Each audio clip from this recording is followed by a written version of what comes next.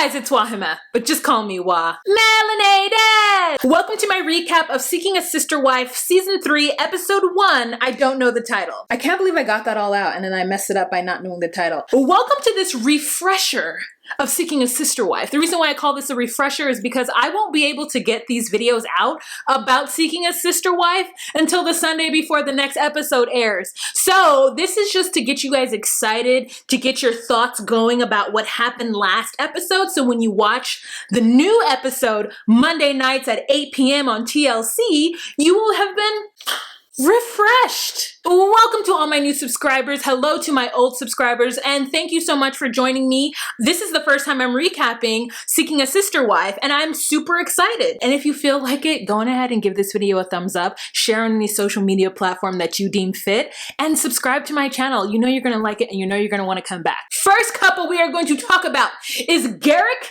and Danielle.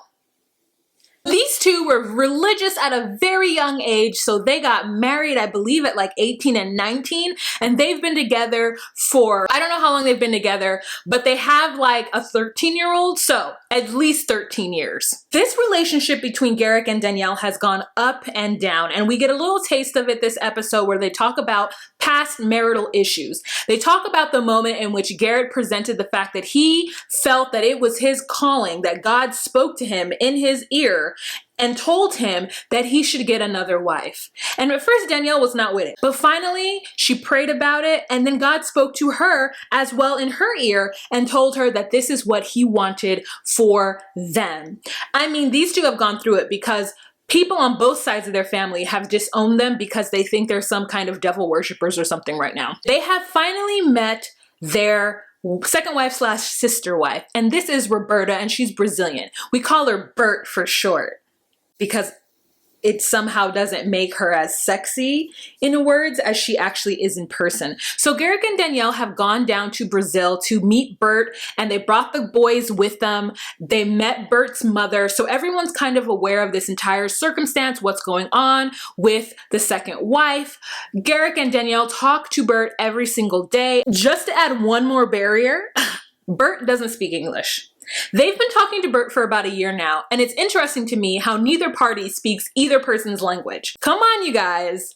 A year, you could learn some Portuguese in a year. But she's all in, she loves them both, and she's ready to come to the US to be a sister wife. Here's the caveat. She's not been able to get a tourist visa, so Garrick has to divorce Danielle in order to get a K1 visa, 90-day fiance, we all know is a fiance visa, and marry Bert when she gets to the US. Now let me tell you why this is a problem. Before this even came about of them wanting to find a sister wife or God coming down and showing Garrick the way, they were having problems to the point where Garrick has printed out divorce papers before. They didn't think they were gonna make it. He's told Danielle that he couldn't take it anymore. Now what exactly that means and why she would divulge that says a lot about her and the situation, okay? Bert is beautiful.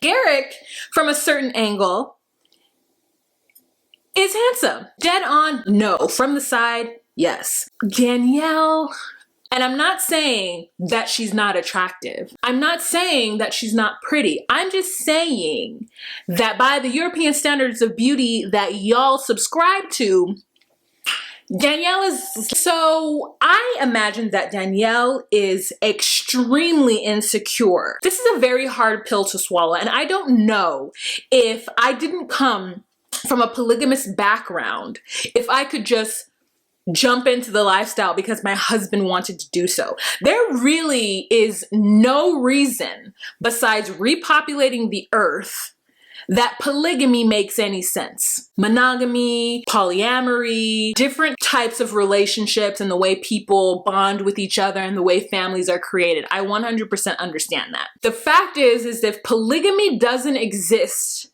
where hypergamy, polyandry, is that what it's called? One woman has more than one husband? polyandry, If those two don't exist within the same community or the same religion, it just doesn't make any sense. Now, the Mormons have a whole theory about heaven and having a big family. So having a big family means that they'll have a big family in heaven, girl, and be on the third level of heaven, girl. I don't know. There are cultures besides the Mormons that do polygamy. The more women who got pregnant, right, to repopulate the earth or build up your religion, that's why a lot of these early churches allowed polygamy. It's because there weren't enough men, right? They went off to war, they died because they were like hunting and gathering and all doing all that shit, fighting and sword. They died, right? Or you're starting a new religion, and how are you going to get those roots of that religion? You just have a bunch of babies so that the second generation doesn't know anything but this religion and then takes off. So to me, that's what polygamy is, right? So the fact is that Garrick is not a part of a Christian sect that does polygamy. So for him to just decide that he wants to be polygamist or have God talk to him and tell him that he needs to have a second wife, all that says to me is that he didn't want to be married to Danielle anymore, but he also didn't have a real good reason to divorce her, and maybe divorce is against his religion too. So the only thing to do is to read the Bible, and find the passages or the books or so that talk about polygamy and jump onto that, because it honestly solves a lot of his issues. And if he could get Danielle on board, then it would be good. But listen, this is going to be a rocky roller coaster with these two, okay? Because Danielle is very insecure. She's very on shaky ground, girl. Newborn giraffe, girl, on those wobbly legs when it comes to talking about this entire process. She needs to break down and cry and go off camera several times during her segment, because the idea that Garrick is going to divorce her, marry Bert, and then if she acts up, just take off and leave with Bert, girl, she is putting a lot on Garrick, okay? A lot of trust in him. And it is unfounded, child. It is unfounded. I think that he is some kind of gaslighter, and we're gonna dig deep and we're gonna find out, okay?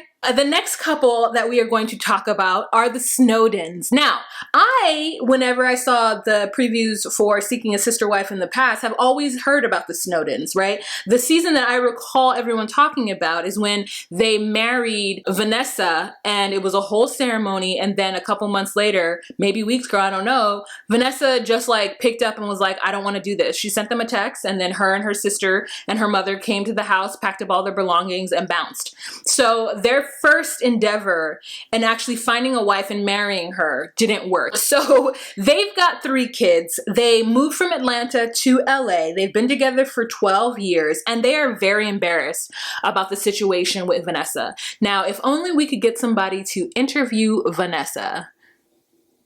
They have someone coming in from South Africa, and her name is Crystalline.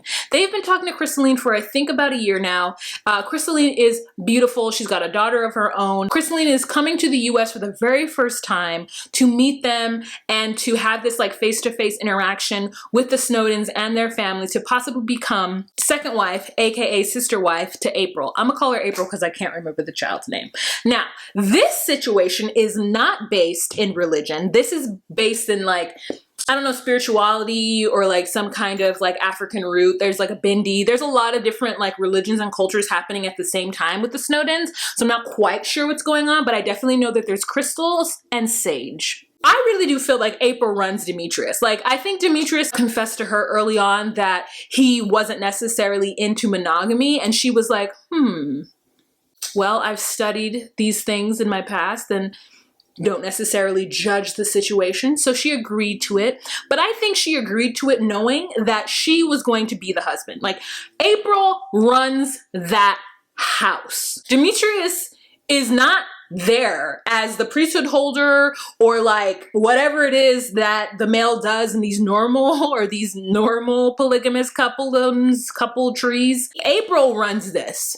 April is the one who is going to make sure that the sister wife knows the rules, knows that she is number 1, Demetrius number 2, and whoever the third person is number 3. And I'm full into this. I'm into her being just as powerful in making these choices as Demetrius. So I thought I was actually watching the current season, which turns out I wasn't watching the current season. Maybe I was watching season 1, but I saw an episode where they had this little skinny 22-year-old come over from Seattle, and then Demetrius stepped out of line and had sex with her before they had even decided that they were gonna marry this person. And April was like, so you thought because you had a connection with her that y'all was just gonna do it. Okay. Oh no, you cheated on me. That's a step out.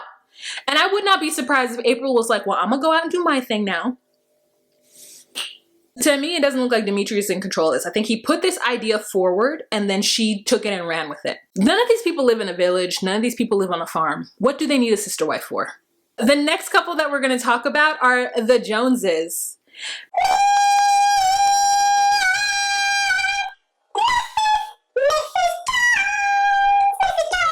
Mrs. Jones, if she like ran out on her husband, girl, because that's exactly what Mrs. Jones did. So now we have Sidian and we have Tasha. Sidian is very much giving me, I made up this name because I wanted it to be Obsidian, but I didn't want to make it seem like I was a black cold-hearted stone. Just as Obsidian as his eyeliner is. And he has 3 children from a previous marriage, from the previous Mrs. Joneses, who agreed to do the polygamy lifestyle, right? And then they brought in Tasha, who was very much giving me, I am ready to be your sex slave. Please let me join your cult. Like, all I want is to be loved and to have a family. They met at work, found out that they liked each other, then decided to bring her into the home, and everything was going great. And then Mrs. Jones decided she didn't want to be there anymore. And she left this family. Don't know where she is, what she's doing, but her face is blotted out in all the pictures that they present to us. So what happened is, they brought in Tasha. Things weren't going well after a couple months, so Tasha decided to take herself out of the situation, and she was real sad and depressed about it, so she left. Then Mrs. Jones ended up leaving Sidian anyway. Sidian ended up calling Tasha, telling her to come back, and Tasha just came back with her hunched shoulders, and she was so excited to make s'mores for the family.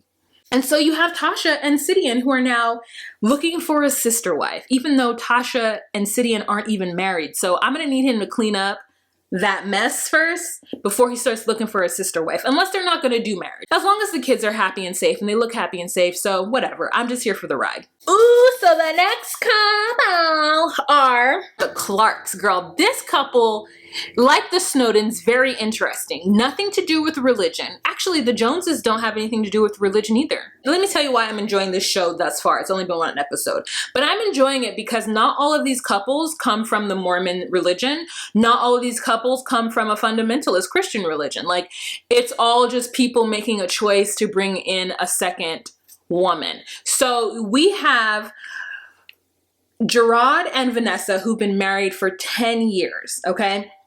Gerard is like a bodybuilder. I don't know. He considers himself an alpha male, I'm pretty sure. He decided that he needed to bring in another woman, that is what he wanted, and that was his ministry. He talked to Vanessa about it, and Vanessa was like, oh, hell no, this some BS. I'm not down. This is stupid. And then after he somehow convinced her that it would be okay, and I imagine the conversation when something like this is like, Vanessa, I really want to sleep with other people. Like, I need some new, okay? And I don't want to cheat on you because I love you. And she was like, go back into this whack-ass marketplace or stay with this man. They brought in Kayla.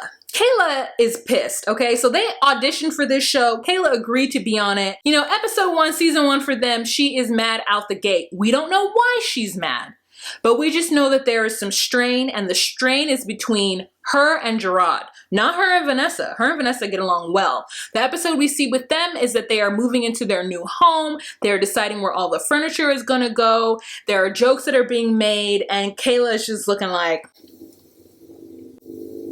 the whole time. Gerard sees himself as a king. He sees his wives as queens. And so he's trying to create a little kingdom in his house. Him and Vanessa have 4 children together, which I don't believe we saw the children. And he decided that he needed an extra wife 6.5 years into the marriage. And here, 10 years later, they have Kayla, and they've been with Kayla for 2 years now. I think that if I were put into a situation, I could be a sister wife. Yeah, you may have a few wives. However, though, I'ma be me. And I'm not gonna sit around and take care of all these childrens, okay? But I could do it if I had my own house and I could have my own life, and he just come over like once, twice a week. You know what I'm saying? The kids can come over too. The wives can come over. It could be a key. But I'm not here so much to serve you or this family, more so to serve myself and my kids. You know what I'm saying?